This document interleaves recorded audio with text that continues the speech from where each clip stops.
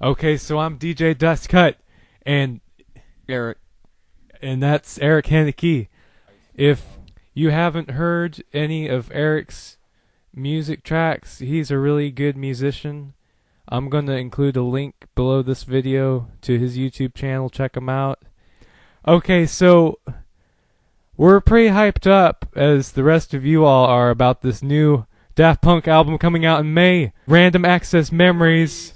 So, in anticipation of that, we thought it'd be a good idea to go through Daft Punk's entire discography thus far and review their previous 3 studio albums. You're going to get to hear about every song, so you don't have to listen to the album.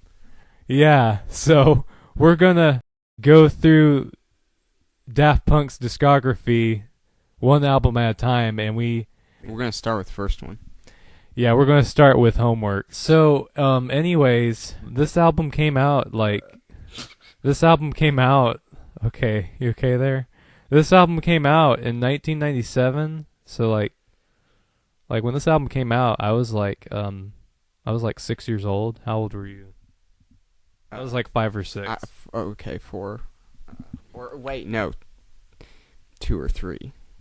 So, yeah, we didn't even know what the blankety blank this house music stuff was. I mean, I didn't start listening to these guys until, 2007. That was, 6 years ago. So, yeah, we were kind of behind the curve there on that one. But anyways, us younger generation people, we don't know what the blankety blank's going on. So anyways, if you don't know who Daft Punk is, or you don't know what French house music is, if you don't even know what the word techno means, you need French. Then you need to stop listening to this and look those up on Wikipedia or something, or Google them, because we're not gonna spend all our time talking about this right here. That's not what it's all about. This is for the people who know what the heck we're talking about. So yeah, this album Homework is pretty, it's pretty. What would you say? Jammin'. It's pretty jammin'.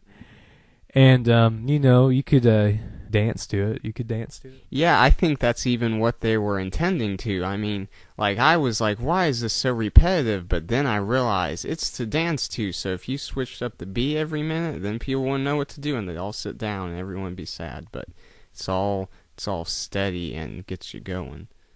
Yeah, so, that's really what it's all about here. This is... If you ask me, this is dance music at its purest, its most ingenious, and its most innovative. I mean, this album right here it's not like any other. There's a lot. It's French. It's French, people. It's French. They speak English. They speak English, because I guess English is the universal language of our world we live in. So... I didn't, when I got home from school, I didn't make anything productive. You know what? But somehow Daft Punk did. You come home from school, if you go to school or whatnot, and you think, oh, homework, I hate doing homework. But, Daft Punk took a word that people think of homework, the words homework and hatred, go hand in hand with each other. But Daft Punk took the word homework and applied it as the name of one of their most revolutionary albums ever, and that's what we got right here, is this album right here, Homework. So we're going to start talking about this, what we think about this album right here. Track for track. That's right. The fun back to the pun, come on. The fun back to the pun, come on. The fun back to the pun, come on. The fun back to the pun, come on. The fun back to So, anyways, we got Daftendirekt here. It starts off the album. How you say that? I think how you think it's pronounced? Daftendirekt. I think it's Daftendirekt.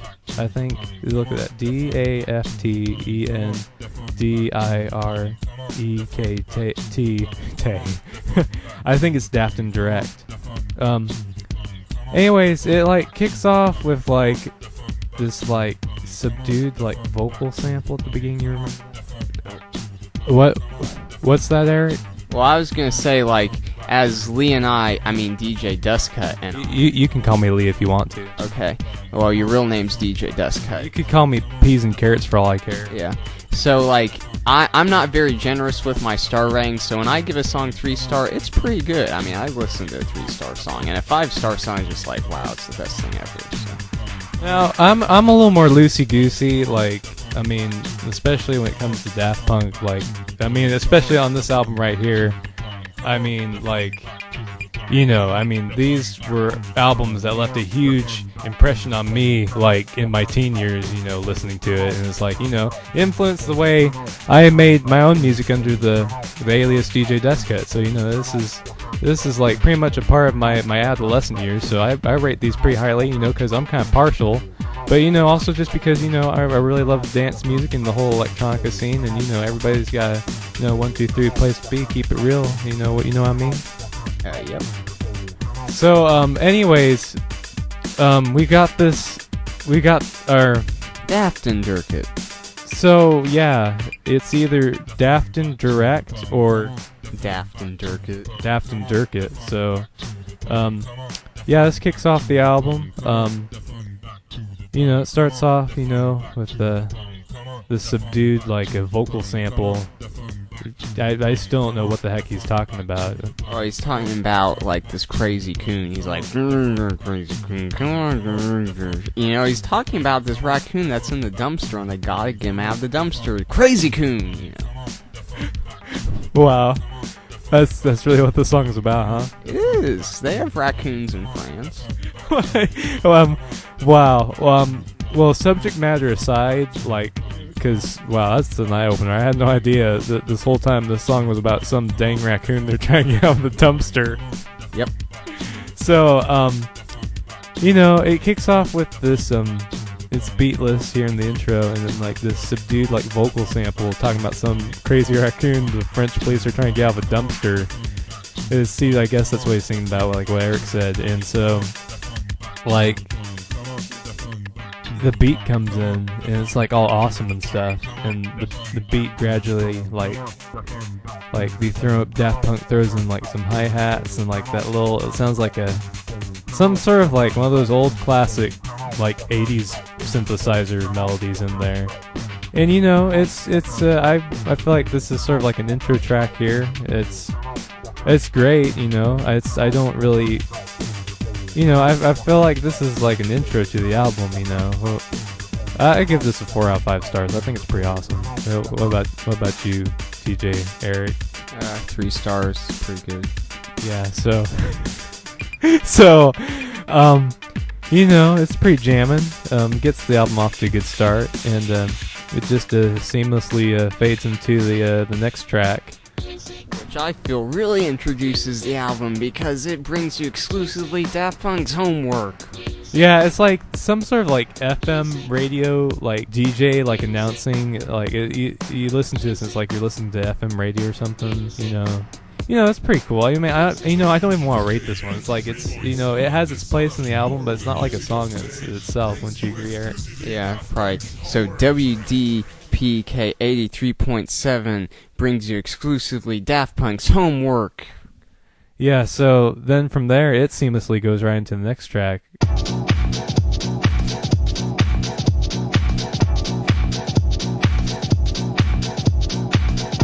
Revolution 909. It's pretty plain Jane. It's pretty plain Jane? What are your thoughts on Revolution 909? It's pretty plain. I just can hear the beat. Just, you know, it's just got a steady beat the whole time and stuff. Well, you know what? This is personally one of my favorite songs on the album. After, like, you know, you got all, like, those, like, you hear, like, these traffic sounds and, like, all these, like, party goers. Because they're like, stop the music. Yeah, after that, it's, like, symbolizing, like, how, like, the police and, like, law enforcement were trying, like, put into, like, raves and, like, parties back in, like, the 90s and stuff, I guess. After that, it comes on with, like, one of the most adrenaline-pumping tracks on this whole album here. There's all this subtleties, there's melodic elements in the percussion, there's this huge hook with the bass, like, in between, like, the verse-chorus sections. I mean, this track is one of my favorites because in between the hard-hitting beat and the bass, there's all these melodic subtleties that you don't catch the first time you listen to this. This is like a track that, just like wine, gets better with age. It just keeps getting better and better. And for that reason, I give this track a 5 out of 5. I give it a 3-star again. What? That's it? You only give it 3 out of 5 stars? Yeah, that's pretty good. Oh my gosh. Oh my god. Okay, moving on.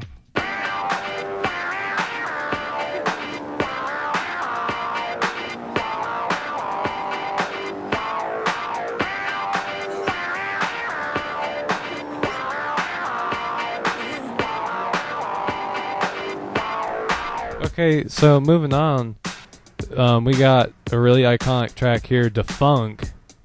One of my favorite Daft Punk songs. Oh, really? Is that so? Yeah. Yeah, it's pretty jamming. This is like one of the biggest tracks off the album. This was the first single that actually came out, I think, for Homework. And anyways, it left an impact in the dance music scene there. And it's pretty funky, and it's pretty awesome. And it's got a cool beat and synthesizer is so catchy. I mean that down down down down down down down that. Yeah. Yeah, that's pretty cool. So yeah, and then like towards the end, like that acid. What's that? Sounds like a vacuum cleaner. It sounds like a vacuum cleaner. Really? Yeah, it's like when you get a vacuum cleaner that's stuck in like really thick carpet and it goes like, it's like that. So what you're saying is Daft Punk here used a vacuum cleaner for Daft Punk. It could have been the inspiration. It could have been. What I think is interesting is there's elements of acid techno in here towards the end where like there's that acid tech. It's all washy wishy thing. Yeah, it's really cool, and I think this is one of Daft Punk's most iconic tracks. It's not particularly my favorite off this album. I'd give it like a 4 out of 5. What do you give it, Eric? You may have been expecting a 5-star, but that's for like my very favorites. It's a 4-star, but it's good. But what we're acknowledging here is it's a pretty good track here, and it's pretty awesome.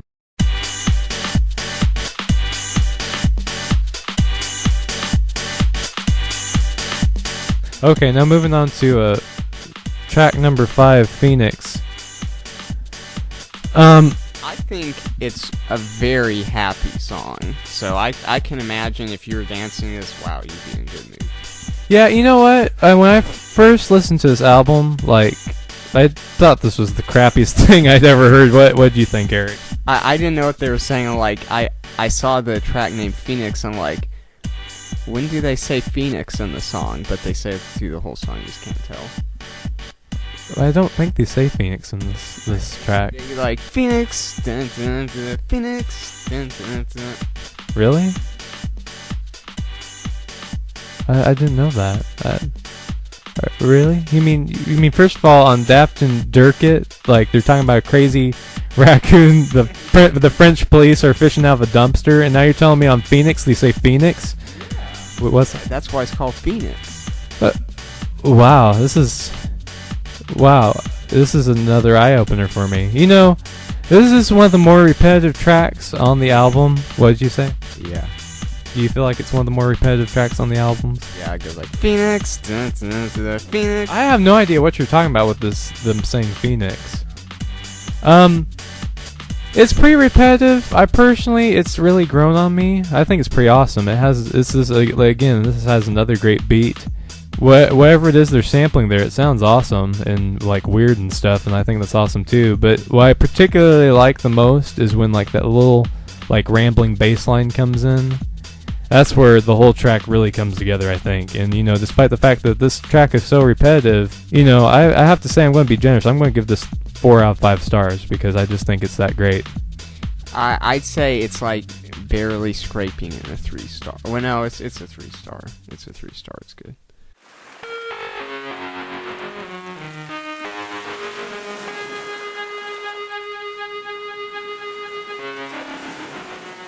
things change up a little bit here with the track number 6, which is Fresh.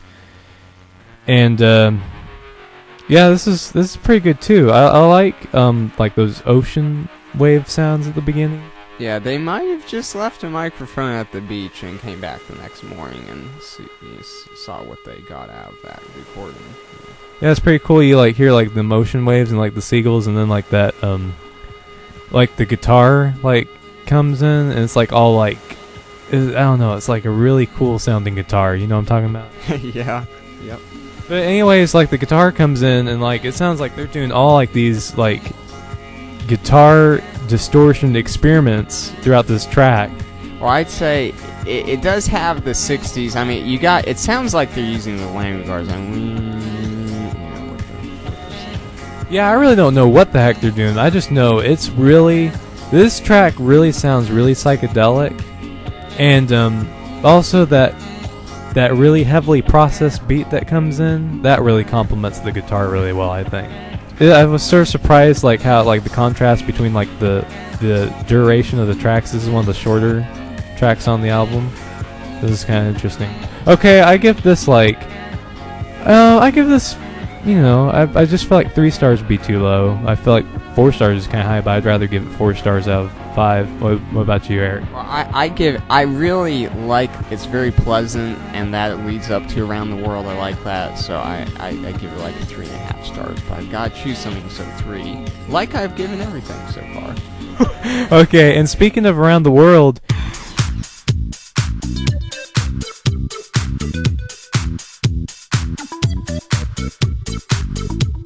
here we are at Around the World, and yeah, if a lot of you who don't even know who the heck Daft Punk is have probably at least heard this in Kmart a couple times while you're shopping for whatever kitchen conveniences you.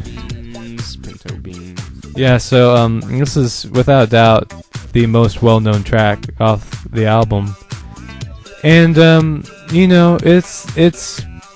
one of the longer tracks too, but I think this is the most melodic track on the album. Yep, it's my favorite track on the album. I love it, and you hear the beat at the beginning, and you don't. It's so sublime. You hardly even notice that there's any music going, and then it sneaks up on you, and then all of a sudden it's like, wow, this is just it's amazing. Yeah, it is pretty amazing, and they changed it up pretty frequently with like the different dynamic melodic changes, and Well, what were you gonna say, DJ Dustkut? I was just gonna say, Eric Hankey, how I liked how like that voice comes in, is like around the world, around the world, around the world, around the world, around the world, around the world, around the world, around the world, around the world, around the world, around the world, around the world, and well, hey, thanks. I just want to say I like the part where they say around the world. Yeah, they say that a lot. So what you're saying is you like the whole song. I like the whole song, and I particularly like the part where they say around the world. I like that, and they have several different bass lines, and they're all really catchy if you listen to them by themselves.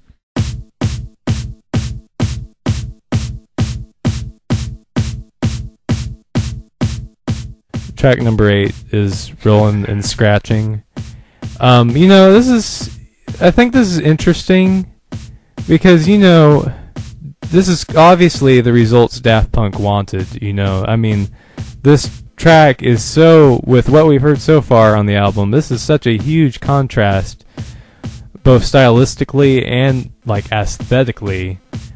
This is really, this is acid house music here. This is acidic house music, and I don't know if what kind of audience they're trying to cater to with this track, but it's very different from their other ones. It's much less melodic. It's very harsh and abrasive. Yeah, so if we're going with the acid thing, it's kind of like if you're to try to drink this cup of acid with these razor knives in it too, and it's like you're trying to ingest that. Oh no. And you're like, I guess some people out there are like, oh my gosh, this is the best acid and kitchen knives I've ever drank in my whole life. But But as for the rest of us, So it's like, obviously, this is what they're going for. It wasn't that they just didn't do as good of a job as they wanted to. This is deliberately, they want this harsh, abrasive, I guess, if I can go as far as to say, non-melodic track. You know, I think it's very heavy on the rhythm, the 4/4 beat, but that's pretty much where it stops. And all these obnoxious sounds that are coming in just aren't doing anything for me. I don't know. I give this. I'm gonna have to say I give this a 2 out of 5 stars. I give it like a 1 star because I just would not listen to it ever. Really. You know, it's funny because I don't know what they did this for. I mean, obviously they had a reason for writing this track and making it the way it is. Okay, maybe it could be, since all their other songs are so equally wonderful, if you gotta show them, like, you know, there is bad music out there, so you gotta appreciate this. You know, I think, honestly, they wrote this track in mind with a particular audience, but we're not members of that audience. I just want to say, the first time I heard this, I thought this was freaking awesome. Yep. This is interesting. I mean, I guess it's got what you could call lyrics. It's like if you call credits lyrics. Yeah, because they're like giving like shout outs to like all these artists in genres similar to like French house genre here, where they're like who are some of the people they give credit to? Joe Jackson and Todd Edwards. Oh, really? Yeah, they gave credit to Todd Edwards in there. Oh yeah, and Dr. Dre is in the house. Oh yeah, you gotta remember he's in this. Yeah, they give credit to Dr. Dre and like, you know, DJ Falcon and I think DJ Tonka and a whole bunch of people. I really don't know who they are. Yeah, I'm sure they're probably pretty good. You know, they got their name in the song somehow. So. But everything here on this track just really is done just perfectly. It's like everything here complements each other perfectly. I think it's amazing, you know. So what do you think of DJ Dustkut? Your name's not mentioned on the track. This was probably before he started making music. but like, so do you want to describe to us the little Oh, that's yeah, what the most noteworthy part of this track, I think, is what they're like sort of actually in effect using as a riff. There's like this vocal sample you hear constantly that I think some other YouTuber explained is a sample from like a Queen song or something. But anyways, like or you know, something like that. But it sounds really cool, and that's my favorite part of this whole track. Even though like the beat and like the heavily processed vocoder vocals are really awesome and stuff, but that one little sample there, that's what makes the whole track come together, I think. Okay, I give this 5 out of 5 stars. I think it's amazing. What about you, Eric? Yeah, so, like a good solid 4 stars because I listened to it a bunch. Yeah, so yeah, it's pretty awesome.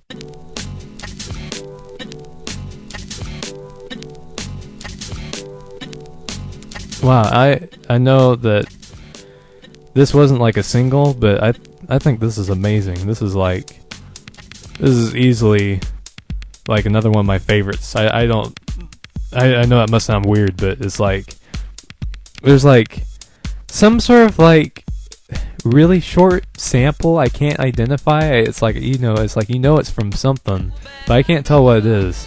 It sounds like a glitch, you know, lots of the song comes together. Yeah, because like it's like you can hear some vocals in there, but you can't tell at all what the vocals are saying. It also sounds like there's a short sample of like a saxophone. So anyways, it's really cool, and that at the beginning there, that's gotta be one of the catchiest house beats I've ever heard ever. Okay, so was High Fidelity in this case? I think High Fidelity in this case is the track itself. This is High Fidelity. You mean like what does High Fidelity mean? Yeah. Well, low fidelity is like all like crappy like audio quality.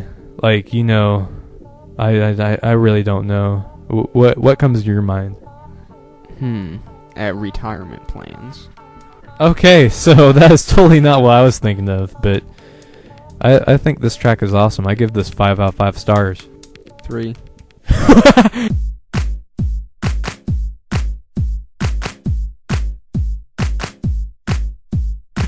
Okay. Okay, now we're moving on to track 11 here, Rock and Roll. We're taking the complete 180 here, and we're going back into like the same territory we're in when we were reviewing Rollin' and Scratchin'. You could probably play them side by side, and it would go through the whole song, and it's pretty much like it's like stereo. It's like Rolling and Scratching's what you hear out of the right earbud, and Rock and Roll's what you hear out of the left earbud, but it's real similar. I have to say, I personally feel that they're quite different from each other. They're both clearly in the same category as one another.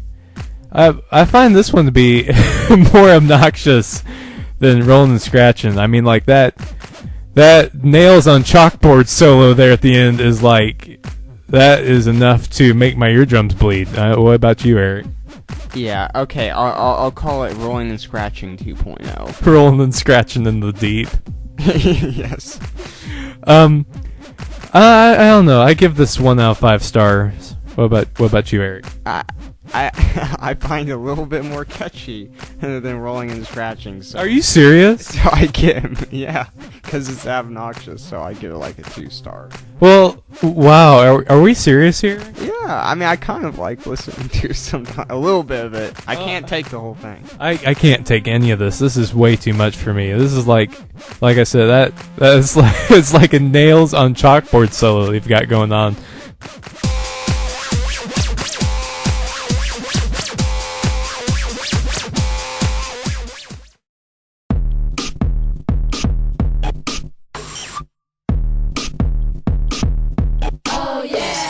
I think the song is about being cool. Oh yeah.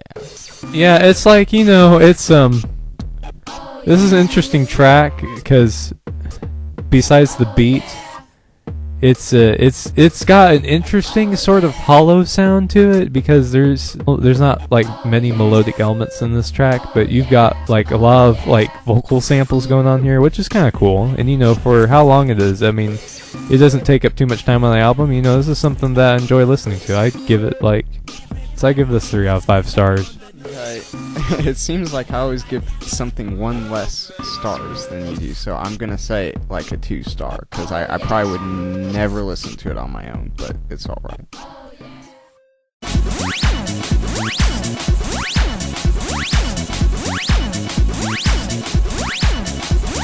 Okay, now we got track 13 here, Burnin', and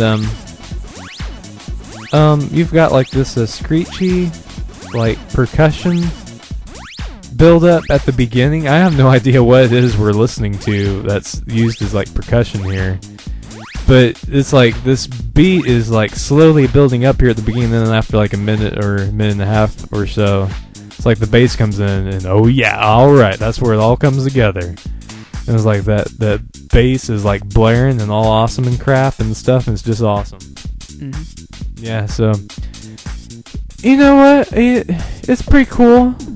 I give this a solid 4 out of 5 stars. What about you, Eric? 3. Okay, wow, this is really... I see a pattern here. I'm really seeing the pattern here.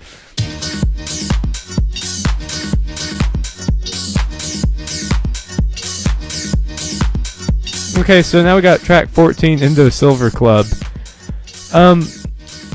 I sort of draw comparisons between this and High Fidelity for some reason. It's like they both sound sort of similar to me. I remembered listening to this and I saw a guy on the motorcycle, and it's like whenever I listen to this now, I think of that guy on a motorcycle. I think of the color purple. So, I don't. It's pretty awesome. It's got an awesome beat. It's got a cool, it's like synthesizer-like percussion there at the end, where you hear that it's kind of cool. And like this is just another solidly well-produced house track. I give this. I know I'm being really generous here, but there's so many great songs here. I give this 5 out of 5 stars. What about you, Eric? I was hoping we'd give the same answer, because I was going to say 4 out of 5. I really like what they did here. I mean, I don't think this is going to be at my wedding reception, but I mean, like, this is a song I totally dance to in my underwear, It's like, it's a good dancing in your underwear song. Okay, but do you sing it in the shower, though? I don't know how I could sing this in the shower, because I can't really mimic the song. It's just that unique. This is like one of Daft Punk's oldest songs. They started this. They started this song. They actually started working on this back in 1994. So that makes this one of their oldest tracks ever. So yeah, this is pretty different from the earlier versions of this track. I think it was called the New Wave, and it actually sounded more like rolling and scratching in rock and roll during those phases, but I really prefer this live version because it's so much tighter sounding, it's less hollow sounding, and it's very melodic. I think Revolution 909 has a lot of subtle elements going on there that you don't really immediately identify on your first listen, and I think this is another track that just keeps getting better and better the more you listen to it. Yeah, it sounds almost like it could be a rock song. I mean, you could put that track in and almost turn it, I think you could turn it into a rock song. Watch me, I'll probably turn it into a pop song. And put it in the freezer and then lick it to death. I give this 4 out of 5 stars. I like it. I think it's good. Yeah, I agree with you.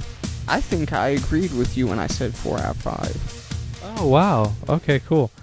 Okay, so, we got track 16 here, Funk Ad, which is... What would you describe this as, Eric? It's the opposite of defunk. What he's trying to say, it's an excerpt of Defunk, only backmasked. So, yeah, I'm not really digging this too much.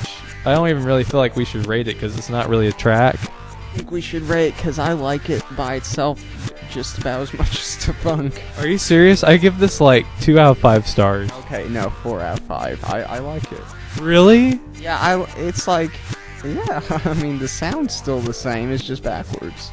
Okay, well, wow, that's funny. Okay, so, that's it, everybody. That's the album. That's Homework.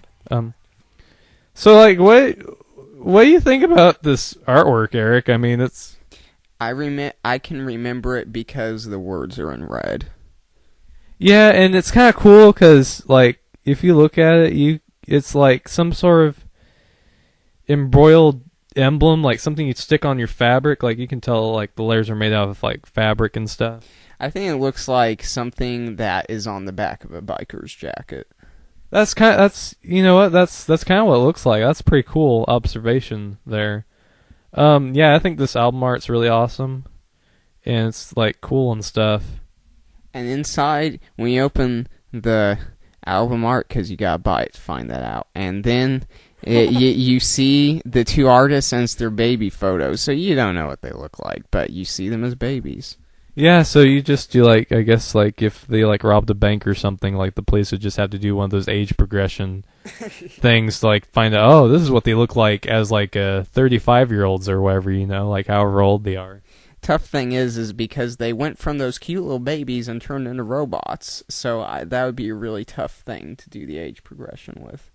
Yeah, it would be, but it's a good thing they're musicians and not bank robbers, because I think they make way better musicians than they do bank robbers. Yeah, so overall, I mean, wow, this is a heck of an album. It's got a few tracks that I don't know for the life of me why the heck they're here, but, overall, I'm gonna have to say, despite the tracks that I don't like here, which I think are the same tracks that Eric doesn't like, I feel like 4 stars is way too low. I'm just going to go all out and say I give this album a 5 out of 5 stars. This is a solid album, and I don't think, even in the dance music genre, there's no other album out there, even in just Daft Punk's own discography, that sounds anything like this. So I give this 5 out of 5 stars. Yeah, for me, 4 stars, because I'm always 1 star less than you, but yeah. So yeah, we hope you enjoyed our review of Homework here, and stay tuned. Coming up, we got a review of their next album, Discovery. So stay tuned, everybody. I'm DJ Dustkut, and this is Eric, and we're out.